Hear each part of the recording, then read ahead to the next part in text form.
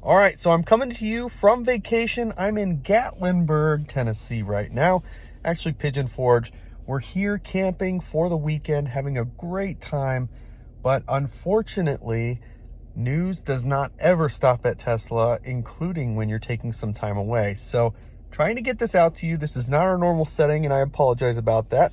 We're going to have very limited editing ability on this particular video, but nonetheless, there's a lot of news to talk about.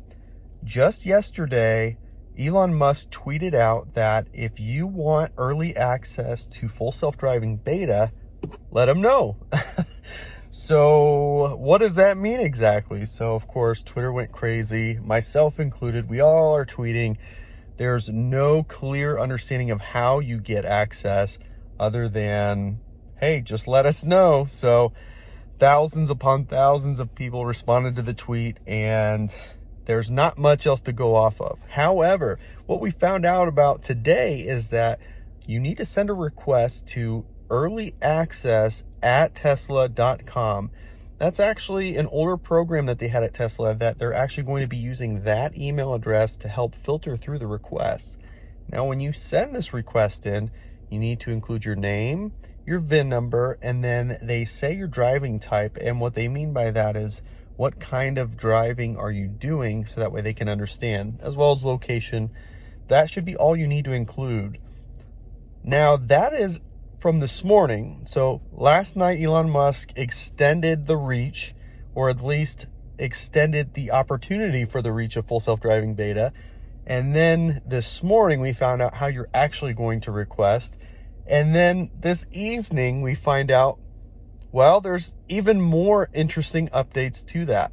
So the first thing that I want to note is that by expanding the beta program to a much larger group of people, it sounds like they're really trying to get a lot more beta users in there. That's actually a really good sign for the progress that's being made on full self-driving. So even Elon Musk himself says they're still working on it. It is making a lot of progress, and he's specifically calling it that it's maturing, which is a really good sign for the progress that they've made to date. A lot of the beta users right now have been actively trying to get as much useful information to Tesla as they're using these cars, and each update seems to be coming with more and more useful features. What's also nice is we're seeing that these cars are doing so much better today than they were when the beta program started not that long ago.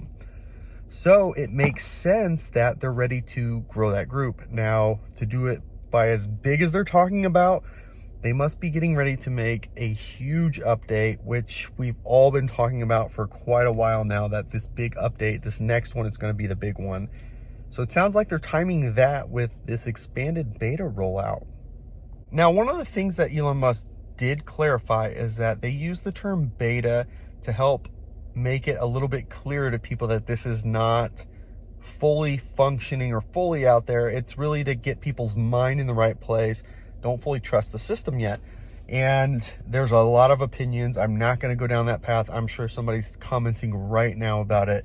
But nonetheless, point is that full self-driving beta is not available everywhere, and there are some municipalities that forbid it for now.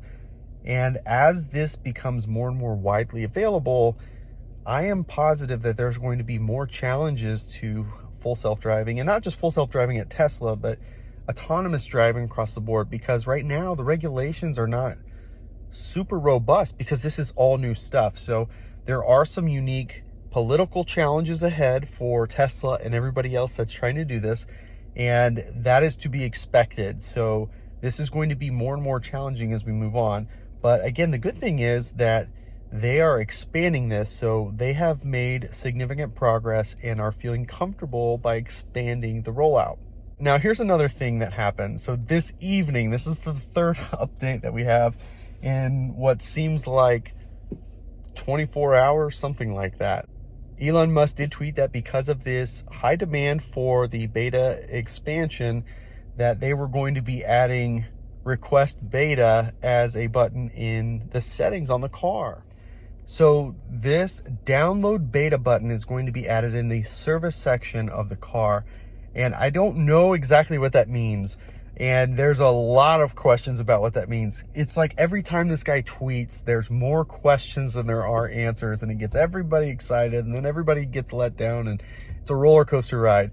But that can mean one of two things. That can mean one, straight and simple, if you want the beta, just request to download the beta and you've got it.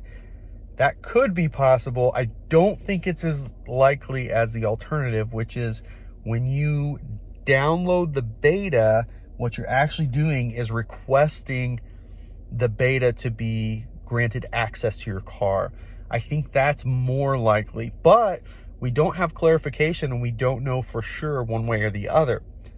On one hand, by putting the button in there and just allowing people to have the beta, I think there's some pros and some cons. The pros are you're giving people the ability to have access to the program that they paid for, which is something that has really irked me about this whole thing all this time, is people are having to front so much money for these autonomous systems that aren't available yet. It's not even that they're not ready. That's part of it. That's part of the development, but you're not even able to participate in the development of it. So that could be one thing.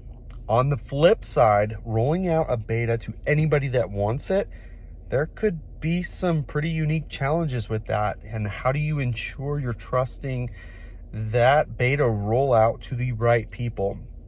It's not about whether the system is right or wrong, but people tend to abuse all kinds of systems, especially in beta. So the problem is they have an image to uphold. What happens when somebody unfortunately passes away in a Tesla, or something catastrophic happens to a Tesla? It doesn't matter that it's just one incident or a handful of incidents, and any other car, there's a multiple more just in weeks. So there is an image that has to be protected, and I think that Tesla would be mistaken by allowing just anybody to have access. So we will see what this actually means, whether anybody and everybody can have it as long as you've got full self-driving, or if that is indeed just queuing you into the request line. We will see what they end up doing with this. It sounds like they're trying to do this really quickly, and Elon did tweet that within 10 days they're going to have this button active, so they're going to move quickly to get this in place. So I can't imagine between now and when that button is active there's going to be much happening. So if you set your request in to earlyaccess@tesla.com, I would not be surprised if you don't ever hear anything back. They could be quickly transitioning this over to that new system that's going to be in the car, and then it'll just send the upload request with your vehicle's information all right there. So we'll see what happens long term. Anyways, this is kind of exciting. The beta program is going to be expanded one way or the other. We'll find out soon enough what kind of expansion we're talking about. I hope that you enjoyed this video. If you did, of course, give it the thumbs up. It helps so much. Thank you so much for watching. If you haven't already, of course, subscribe to the channel as we continue to post content regularly, even when we're on a little bit of a vacation.